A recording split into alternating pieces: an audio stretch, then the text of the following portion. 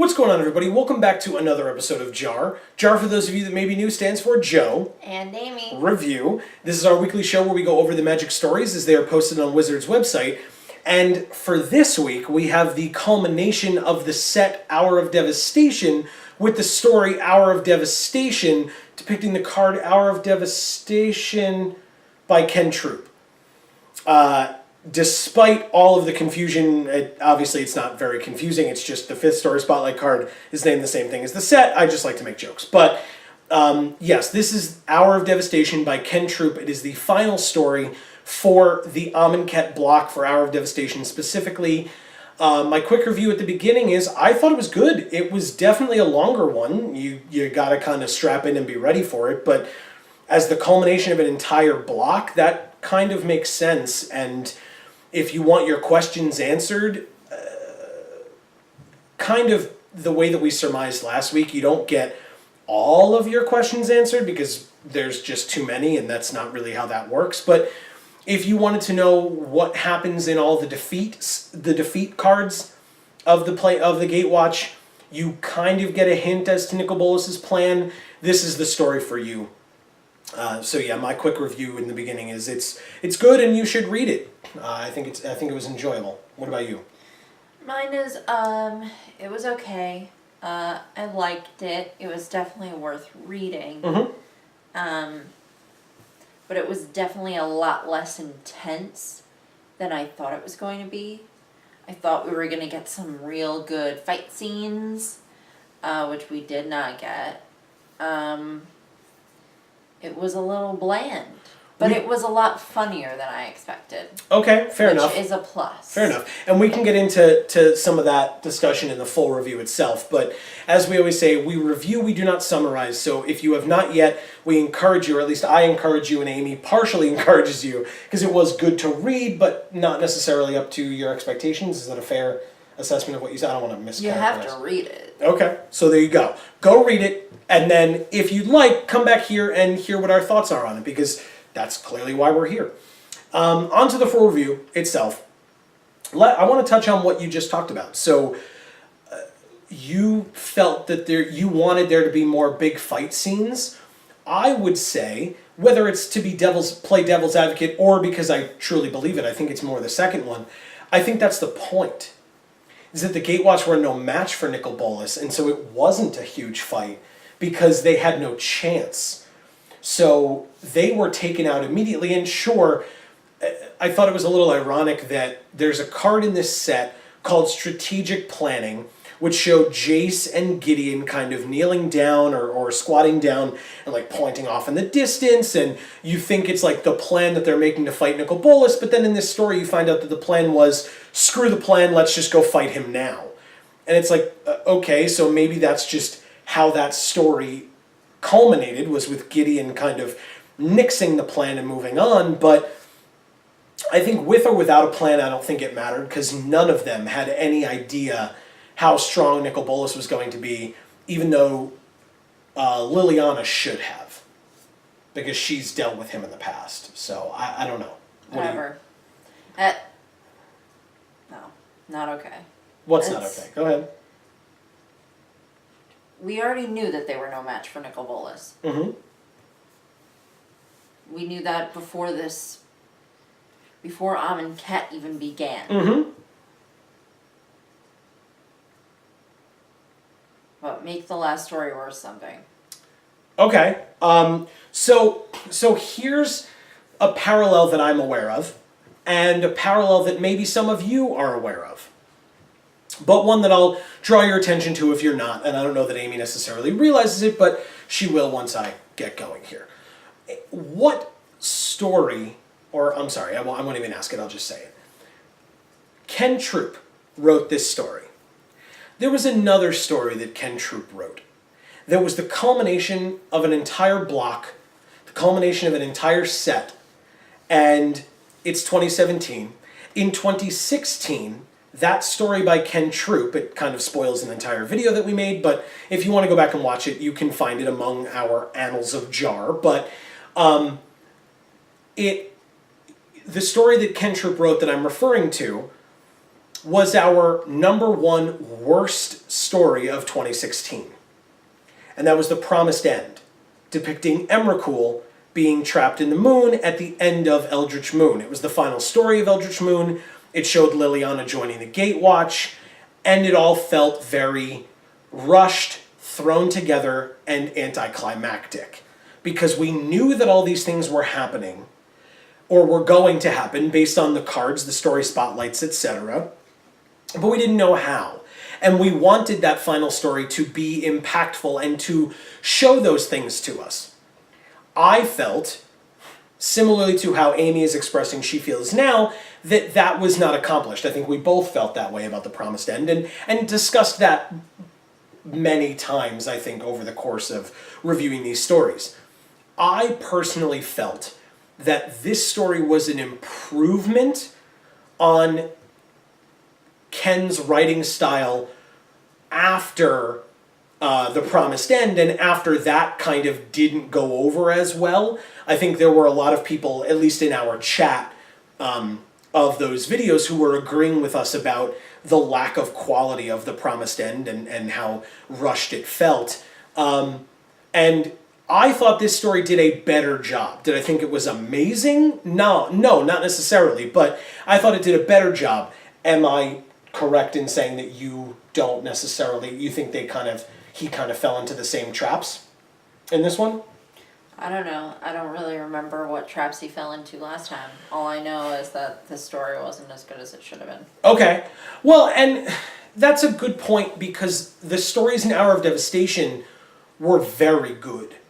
A lot of them were very good. The Hand That Moves, that was written by Ken Troop himself about Nissa, was very good. A lot of these stories I thought were very good in this set, in this block in general, but this set particularly, I thought they did a really good job. But it's fair to say that this one did not live up to the hype, so to speak. I will say that this one did a similar thing to The Promised End, in that it changed perspective to go into the heads of all of the Gatewatch individually. It did the same thing in The Promised End, and that was the bulk of the story in The Promised End. And that was fine. That was a good part of that story. The problem was then you got to the end where they were trapping Emrakul in the moon and Liliana was joining, and that was so rushed that it seemed like the writers were like, well, you already knew this happened, so here we'll briefly explain it to you, but you know what happened. Right. And then that was the end of the story. That's what this one felt like too. Okay, so that's what I mean. So you felt like it fell into some of the same traps. Like, okay, we get that the Gatewatch are powerless against Nicol Bolas, but we also know that eventually they're going to fight Nicol Bolas and actually win.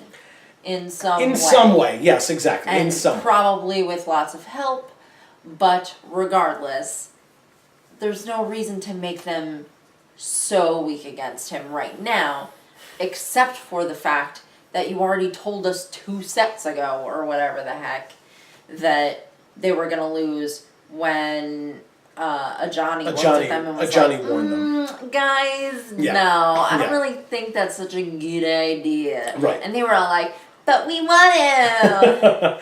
So since we're speaking broadly about the story in general, I wanted to touch on another point that I had written down as well to focus on later, which was that at the end of this story, we don't know where all of these planeswalkers just planeswalked to. Now, there's 2 ways that could go. We know... Semut will be there. Yeah, exactly. Semut, totally. We know that the last thing that we heard from the Gatewatch before they went to Amonkhet was that they were to meet up with Ajani on Dominaria. Now, that was back when Ajani thought that the rest of them weren't going to Amonkhet to fight Nicol Bolas, and so Ajani at some point is going to be waiting on Dominaria. We also know, to metagame this discussion a little bit, we also know that the set after the Ixalan block, either Explorers or Rivals of Ixalan, I always mess that up, but whatever the second set in the Ixalan block is, after that we are going back to Dominaria. Whatever that set is called. Return to Dominaria, just Dominaria, whatever. It doesn't matter. We're going back to Dominaria. Squared. Yeah, the revisited. So we're going back to Dominaria again.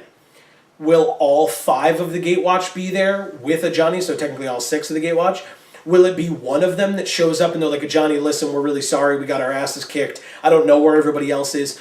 Because I think, and this was a pseudo-promise. I don't want to, put words in their mouths because it's not exactly what they said, but this is a pseudo-promise that has been made to us by the story team and by Mark Rosewater a couple of times more recently, which is that the people that have a problem with the Gatewatch stories will not have as much of a problem going forward because it will be less of a focus on the Gatewatch in cards and in storyline.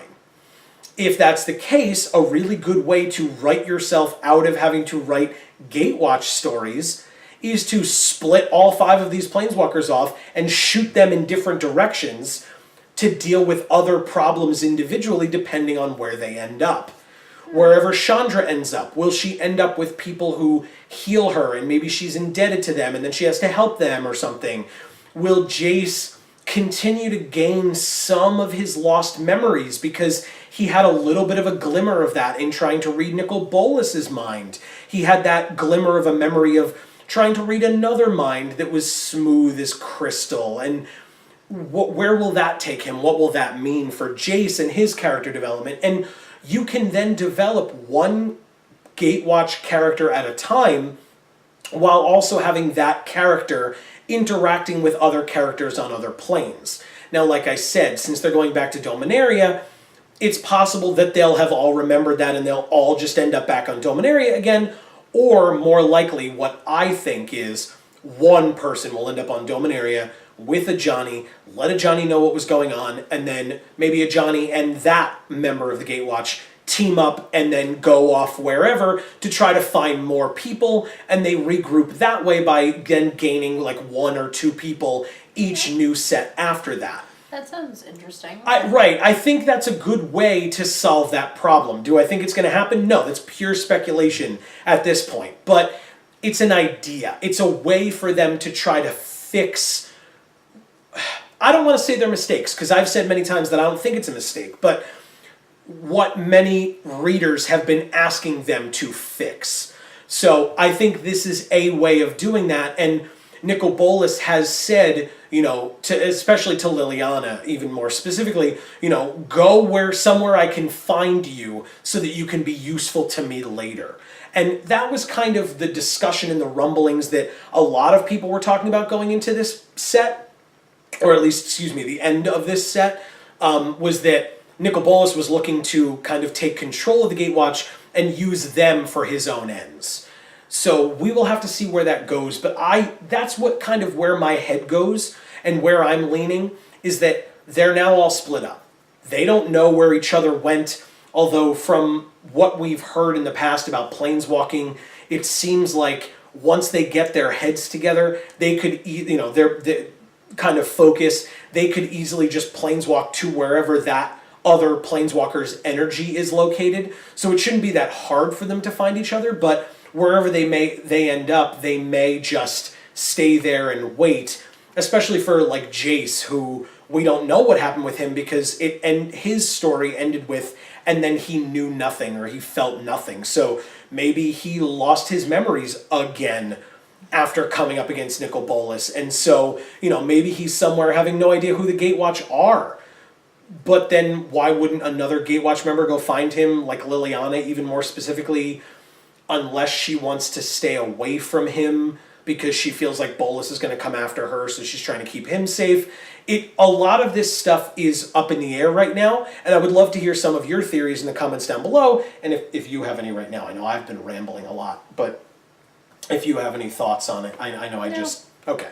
I like putting on my tinfoil hat sometimes and just throwing ideas out there, and if I throw out enough of them, one of them is going to be correct, right? That's just how it works. That's not how it works. I've been wrong a lot.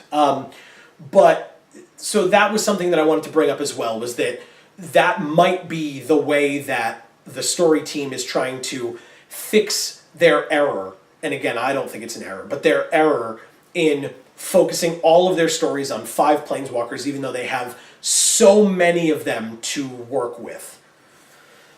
I don't know if you have something, otherwise I'll look for the next thing here. No, let's move on. So,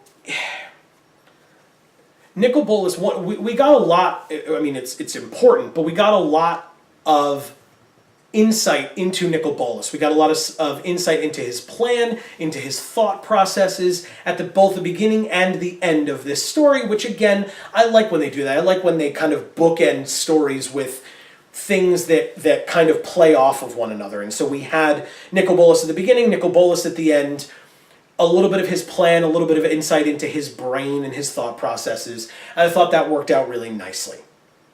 In the beginning of the story, we got to hear more of what we assumed it was, which was that Nicol Bolas had set this plan in motion to kind of try to regain his power following the mending.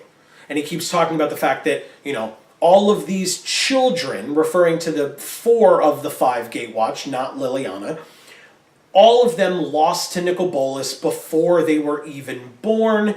None of them know what true power is. Liliana is the only one who has experienced it because she's the only one who had her planeswalking abilities pre-mending. So they were just those 2 were just ultra powerful at that point, along with others like Sorin and Ugin, etc. And so he kind of sees them as children, as worms, whatever you want to, whatever classic trope you want to use for a super powerful being kind of considering these smaller weaklings. One of the things that he says, which I thought was a nice way of putting it, was that originally, pre-mending, decades were an eye blink to him. Now, post-mending, these decades, and as we've learned, about 60 years since the mending, those 60 years have been an eternity, he said. They felt like an eternity for him because he just wanted to be able to gather his army and get all of his powers back. I liked that description a lot. I thought that was a nice way of putting that. The other thing we got to learn about Nicol Bolas is he talks about the fact that he doesn't need his wings to fly anymore. Right, which is cool. Yes, I think that's very cool. And it makes sense. He's part blue, so he has levitation magic, but he still likes to do it every once in a while because, as he mentioned a lot of times in this story, he's a dragon, which... He likes to look imposing. Yes. He also... one of the comedy moments that Amy was referencing, when Bolas said to Chandra that he thought that Chandra was great, that she was strong and flew off the handle a lot and her rage got to erupt and etc., but that he had standards and was upset that she tried to use fire against a dragon. And again, I just thought that was funny where he said, fire against a dragon, I have standards. So that's an example. There are some people who have said that they thought that the contrast between Nicol Bolas in the beginning being high and mighty and being like these children with their plans, it's stupid, and then going to like jaw-jacking with them and joking with them seemed very counterproductive to one another, and that someone who is as cocky as Nicol Bolas would not then be making jokes like that. Why? I figured I'd bring it up, so you disagree with that statement. Yeah. Okay. I figured I'd bring it up because I'm sure that there are people who feel that way, and if you're one of those people watching, let us know. This is not, again, we don't ask you to tell us your opinion so that we can argue with you. We want to have a discussion and hear your opinions just as much as ours. I agree. I think it's well, I'm sorry, you were going to say something. Please, go right ahead. I think he's a cat who's playing with mice. Okay. And so he's kind of enjoying himself a little bit in the process? Because why not? I mean, he's been waiting for this for 60 years. He might as well enjoy himself. Yeah, I guess that's a good point. I mean... So, he doesn't expect them to laugh at his jokes, but he can laugh at them. Yeah, and kind of amuse himself. Right. Yeah. So, he'll play with the mice and and crack jokes and laugh at his own jokes. And when he's done playing with them, they'll either be dead or on another plane. Which he said very much so in the beginning. Not the mice thing, but the fact that he either wanted blood or something better. Or, as he referenced the Gatewatch, something worse for them, which seems to be like servitude. Or like what happened to Jace, where we're not even sure if he's anything but brain dead now. Right, we're not exactly sure, and they obviously it was purposefully left vague because they weren't just going to be like, and he's brain dead now. Right. But they also weren't going to say, and then he was fine. You know, they're going to make you wait it out until the next time we see him, and we'll see when that is, if it's Ixalan or whether it's, you know, one of the other sets after that. I wanted to briefly touch on, and just because you never know who is watching, I just want to give a brief trigger warning for discussions on suicide. It will be very brief, but I did want to bring it up. So just, you can skip ahead a little bit if that's something that you're not interested in hearing. But Gideon, in this story, towards the end, it's not exactly suicide, but it is at the same time. Gideon contemplated it at the end. And he is now the second member of the Gatewatch to in some way contemplate it in these stories. Chandra did it in her fight against Baral, and now Gideon did it with Nicol Bolas. And he talks about, it kind of in his own head, talks about not wanting to leave. Because Bolas said, stay and die or leave and live. And Gideon thought for a second, he said for a second he wanted to stay. Because he didn't want to have to experience the loss of friends anymore, or the inability to help them, and the helplessness that he felt back on Theros, and now here, and a couple times throughout this story. And this was kind of Gideon's block, if you will, of character development, of, you know, meeting Oketra and meeting Jeru and going through the trial of ambition and losing all those people, and now he was the last one left against Bolas, and Bolas kind of, you know, even though Gideon could stand there with his invulnerability, and sure, he was getting swatted against the wall over and over and over again, but he wasn't going to die, and even as Jace put it, the wall would crumble before Gideon would. But Gideon, realizing that his invulnerability was nothing against a godlike planeswalker who could just pick him up and just throw him around. Like, you can be immune or immortal or invulnerable, not immortal at all,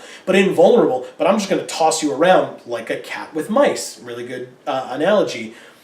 But Gideon contemplated that for a minute and then realized that that's not what he wanted to do, and planeswalked away. And that's tough. I mean, that's a lot of people who either contemplate suicide or are successful in their attempt, they are doing so because of pain.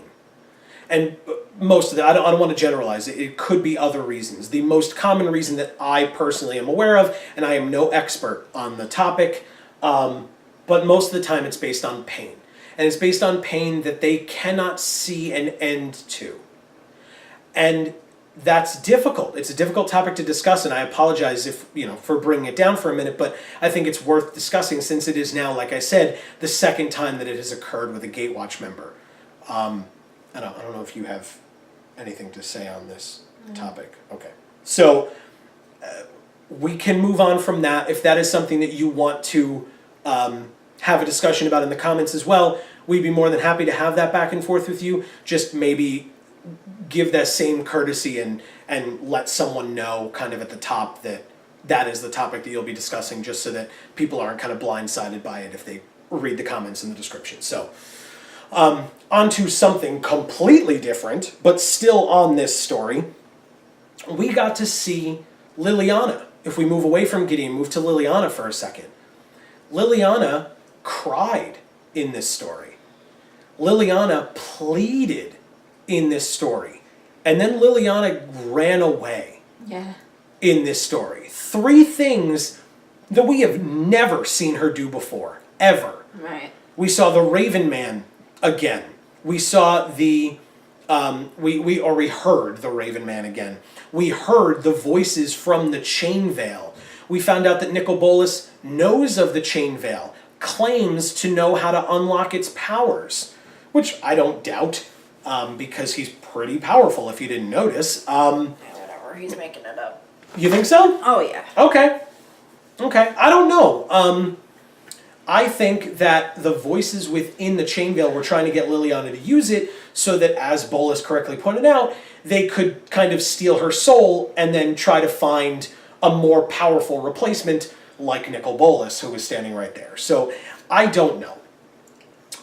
They were very much trying to manipulate her. The Raven Man was trying to manipulate her. They actually listened when she yelled and told them to be quiet, although that may have been just self-serving and, trying to let her do her own thing for a minute. But those things were so out of character for her. Yeah.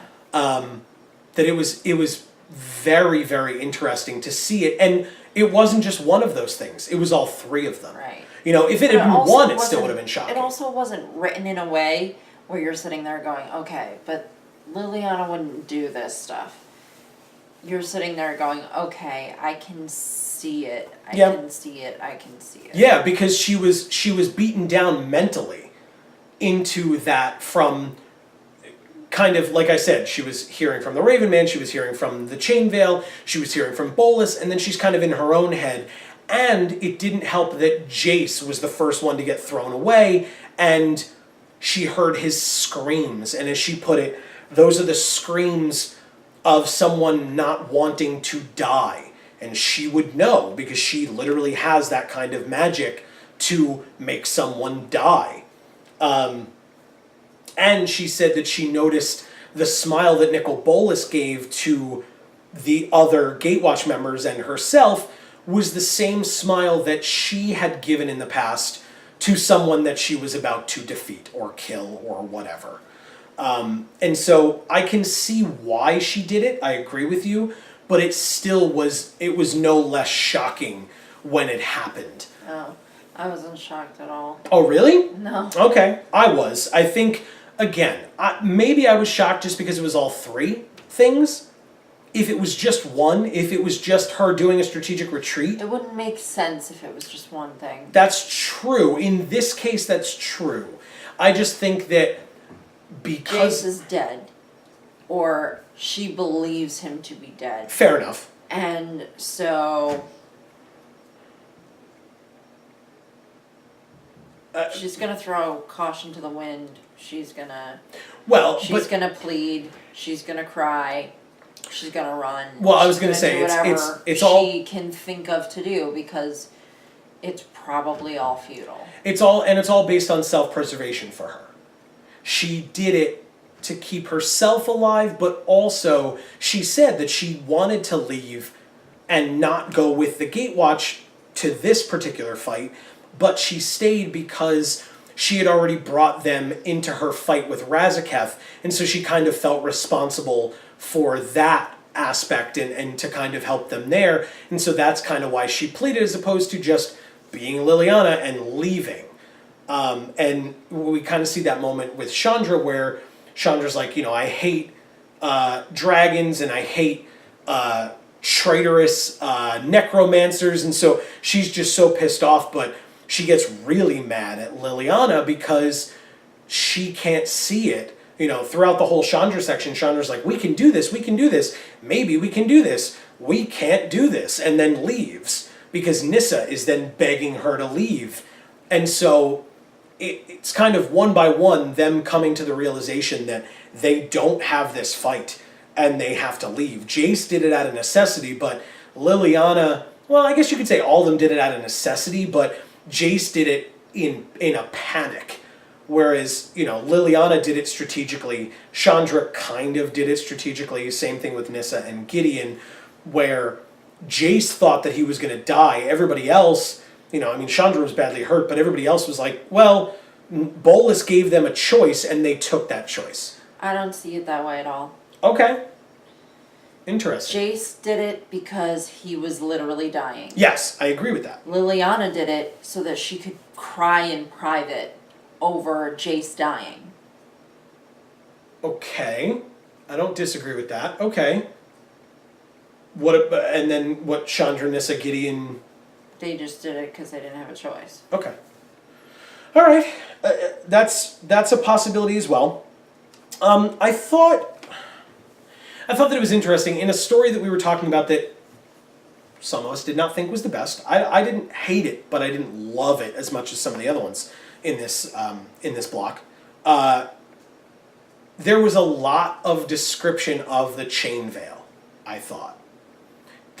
The story talked about the fact that the chain veil could break your skin, and the fact that the chain veil could take your soul, and the fact that the chain veil was super powerful, and Liliana wanted to unlock its powers, and she wanted to figure out how to use it without being hurt, and it hurts her, and it's dangerous, and it would kill her one day. And, I mean, maybe it's because we read the story so much and we analyze it so much, and so we talk about it a lot, but we know that stuff already. And usually the story team is pretty good about not spoon-feeding things to us a million times over. I think the information about the Onaki souls being in there was new, or at least newer. Yeah, I definitely didn't know that. Correct. But I also didn't know that it could, like, visibly or, like, physically harm her skin. Oh yeah, she bleeds all the time from her runes on her skin. If she uses it too much. They've talked about that many times in the stories. Yeah. Yeah, she like bleeds from like all her scars or whatever. That's gross. I think it's awesome. But yes, also gross. No, I do. I think it's really cool. But I felt like a lot of that stuff was repetitive. And again, if you have forgotten hearing that stuff in the past, then it's not repetitive, because then it's important. Like I said, I had forgotten the Onaki thing, and I believe that because Liliana was the one who originally talked about it, I'm sure she knew it beforehand, and I had just forgotten. So that part was important. But if you are up enough on your lore and knew all of that, that was probably very repetitive for you, and you can let us know about that in the comments down below as well, as really anything that we've talked about here today. I want to talk about Chandra for just a second, and then we can, unless you had some, okay. Chandra at one point said something, or the story was written, and had, from Chandra's perspective, something very interesting to me, where she talked about, usually we know of Chandra as someone who flies off the handle, as someone who has burning rage, a little on the nose, but still, she kind of wants to hurt and kill, etc. And she has gotten to the point where in this story she talks about she can't burn away grief. She can't burn away sadness. She can't burn away despair and all these things, but she can burn away Nicol Bolas, or at least she thought she could.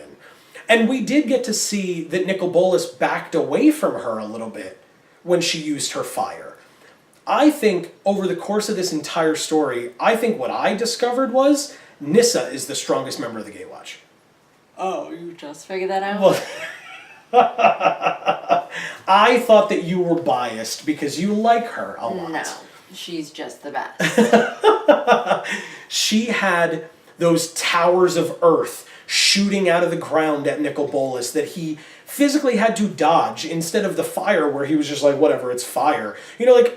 He had to step back, but Nissa was very controlled in her attacks. She was very purposeful in what she was doing, whereas Chandra kind of was just like, I'm going to get really hot and shoot fire at you. Even if it doesn't work, I'm just going to do it anyway. And Nissa was controlled. Nissa had giant elementals fighting Nicol Bolas at one point. And sure, Nicol Bolas was able to use his tendrils of corruption to stop her, even though she was chopping away at them as more were coming out. So she was kind of outmatched in that respect, but she, I think, in this story showed that she was the most powerful, and that was the closest I think this story came to a big fight, was the moments of Nissa fighting against Nicol Bolas with elemental, with earth magic, and using creations of earth to fight him. And yet Nissa's section between her changing to her perspective and then her running away was the shortest of all five by a lot, I feel like.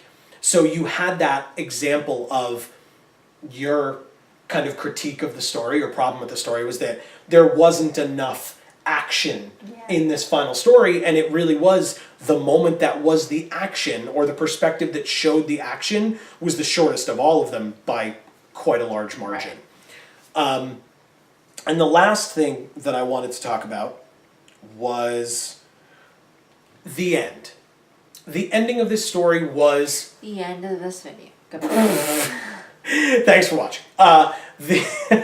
Nicely done. The end of this video was a shift in perspective back to Bolus. Story. Yeah. Sorry. What did I say? The end of this video? Yeah. Yeah. See, now you're messing me up. No, I don't care. Yeah, the end of this story was back to Bolus. And like I said, it bookended it, beginning and end.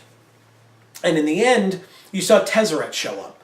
And supposedly Bolus said that Tezzeret was late, which I guess meant that Bolus wanted Tezzeret there during the Gatewatch fight, or like right after the Gatewatch fight, so that they could get right to business after the Gatewatch were taken care of.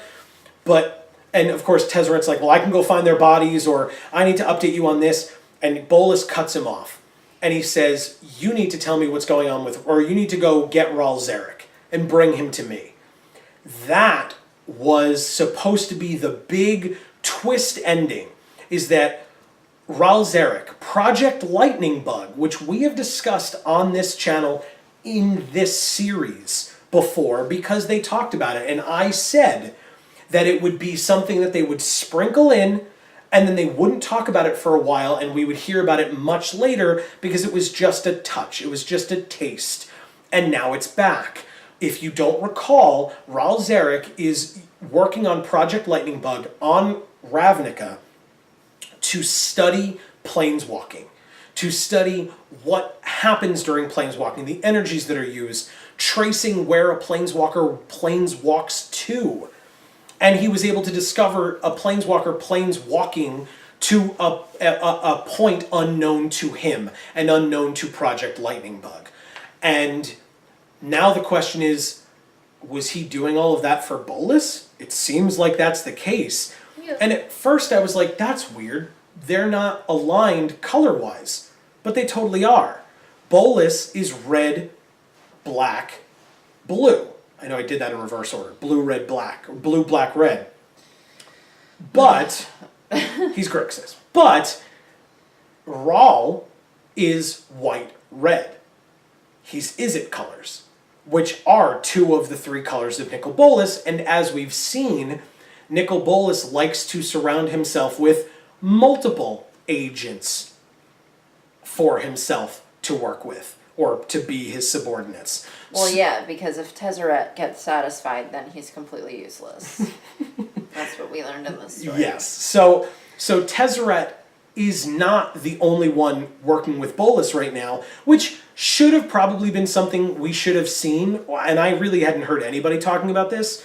But to have known that it was specifically Ral Zarek is a bit of a surprise, especially because especially because of Ral's familiarity with Jace and Jace's familiarity with Ral, because you would think that, you know, at some point they would have to communicate telepathically, and if that hatred for Jace, which might be there, was simmering under the surface, Jace might have been able to sense that. And so, who knows? Ral is part blue, so he might have been able to cover that really well, or he may have gotten help from Nicol Bolas in covering that part of himself, but... I thought you just said he was white-red. No, did I say... If I said white-red, I misspoke. He is blue-red, because again, he has to be Nicol Bolas' colors, blue, black, red. So, that is where this story is ended.